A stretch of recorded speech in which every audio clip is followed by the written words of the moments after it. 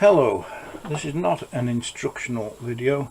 This is just to show what I've done to make a controller box for a Sieg X2 mini mill. I haven't a lot of space in my shed. Well, not shed, it's a workshop. And I bought a big enclosure which was far too big for the workshop, so I settled on this plastic enclosure which is roughly 400 by 300, 400 high, 300 wide and 165 millimeters deep. The internal measurements are 250 by 300 by 140 deep. I've managed, the case itself has got a metal back plate which facilitates the bolting of the power packs, 36 volt, 5 volt to it, and also the stepper drivers, and the space for a fourth axis. This is just 3 axis at the minute, and the breakout board which is stood off the base on nylon pillars. Also, I've elected not to mount the parallel port to the side of the case. I've made an extension so that by just removing the 4 bolts the whole thing will come out if I need to do anything extra. It has got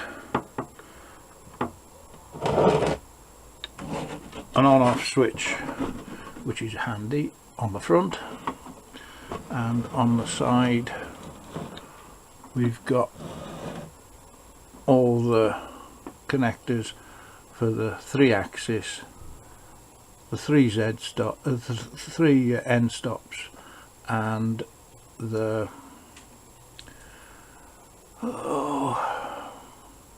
thingy wobbler stop, e-stop.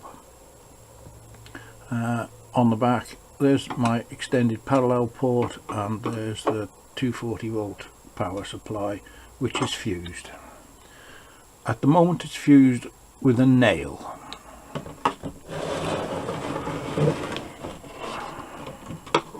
As I say, I'm no professional, I just do this for a hobby. The